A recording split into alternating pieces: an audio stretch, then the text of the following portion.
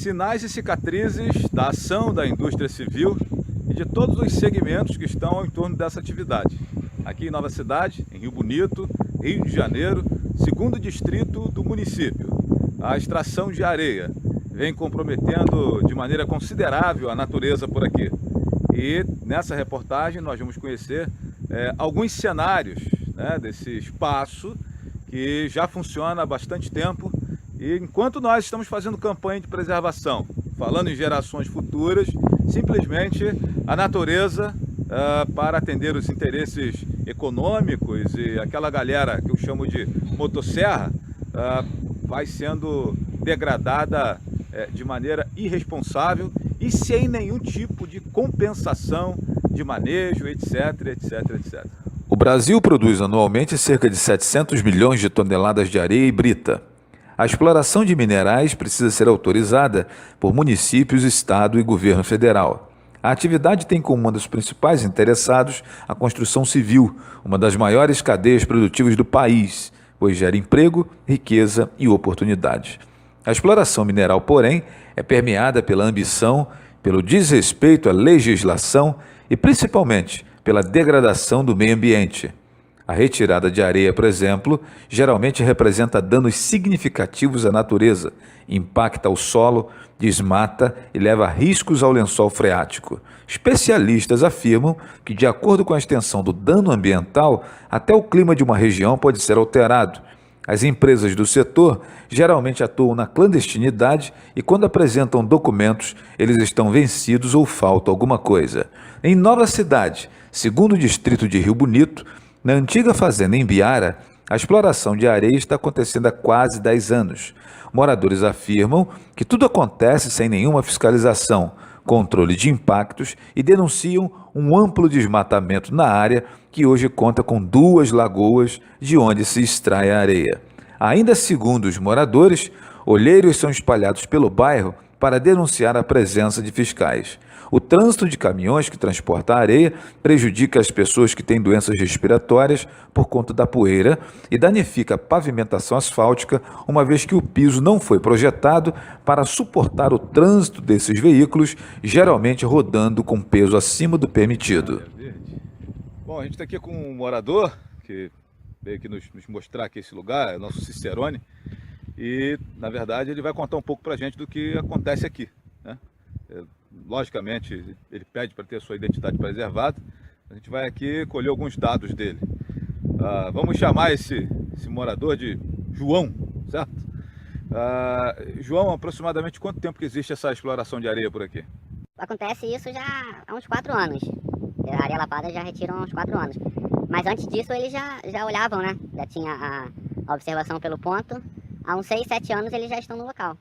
Gera algum emprego para Nova Cidade, essas atividades aqui, para os moradores de Nova Cidade, que é uma localidade de pessoas humildes e guerreiras, trabalhadeiras e tal? Isso gera algum emprego para a população de Nova Cidade? Não, na verdade, para a população de Nova Cidade a gente só tem prejuízo. Não tem nenhum recurso para aqui, nenhum emprego, nenhum recurso, nem nada. Só poeira e acabando com tudo. Aproximadamente quantos caminhões passam por Nova Cidade e inclusive afetando o asfalto, a pavimentação, essa coisa toda? Por dia, aproximadamente quantos caminhões passam por Nova Cidade? Por dia passa cerca de 60 a 70 caminhões. O começo do dia do trabalho deles começam às 4, 5 da manhã e vai até às 16, 17 horas. João, qual o impacto dessa atividade na natureza aqui no segundo distrito?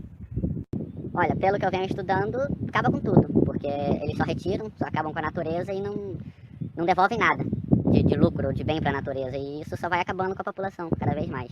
Essa área aqui que nós estamos apresentando na reportagem, ela era toda coberta por mata, até recentemente?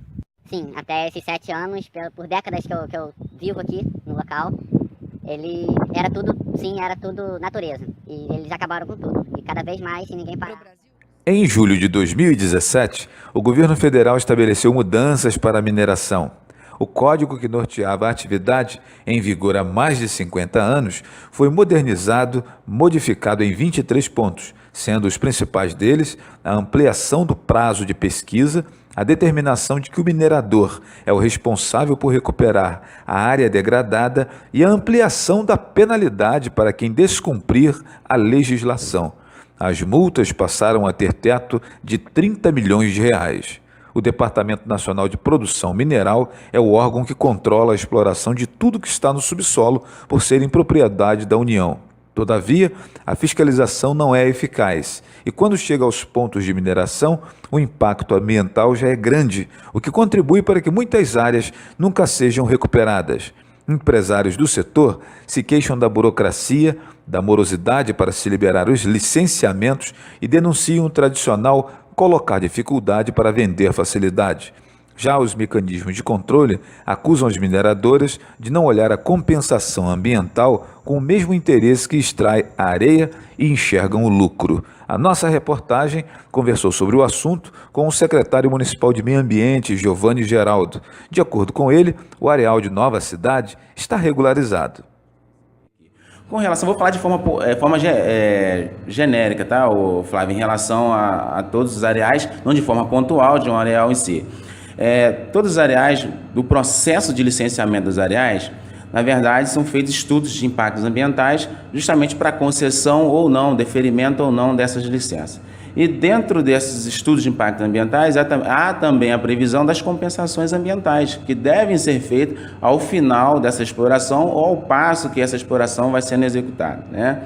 E essa concessão de licença é uma concessão concedida pelo Estado, né, com a anuência do município, para essa exploração, não, que é feita de forma específica ou estudada para cada exploração, né? Eu posso ter, por exemplo, uma área licenciada para exploração da areia, da argila, da areola. E isso deve ser feito, sim, de forma harmônica, com as compensações, né? E tendo em vista essa matéria que você tem produzido em relação a esse assunto que são os areais, nós temos hoje no município 4 ou 5 areais, né? Todos licenciados, a maioria licenciados pelo Estado, com a anuência do município, e nós estaremos aí acompanhando, até provocados, na verdade, pela sua matéria, né? Eu volto a dizer que é até uma matéria produtiva, né? Acompanhar essas compensações junto a esses areais, para ver se de fato elas estão acontecendo. Já na conversa anterior a essa gravação aqui, nós já falamos das possibilidades, dos mecanismos que existem para ocorrer essa compensação, que pode haver, o empresário ele tem condições sim de compensar, ele tem condições de criar um cenário de compensação junto com os moradores do entorno, junto com a comunidade, chamar a comunidade para perto, para que de fato possa ocorrer essa compensação e que de fato isso possa acontecer. Por exemplo, com a recobertura vegetal, né, com a compensação, com a introdução de vegetação nativa. Então há formas de fazer, há mecanismos, né, e a gente está aí à disposição para orientar no que for necessário para o empresário, e as portas da Secretaria do Ambiente estão abertas para isso daí. A compensação ambiental deve ser orientada por uma equipe multidisciplinar, formada por profissionais das ciências agrárias, da área de solo e da biologia. Em conjunto, esses profissionais indicarão as espécies de mata nativa que devem ser plantadas na região impactada para que a recuperação seja bem sucedida e os rios voltem a ter vida. Aqui, como acontece em outros lugares de Rio Bonito, o volume de água desse rio diminuiu bastante, consideravelmente.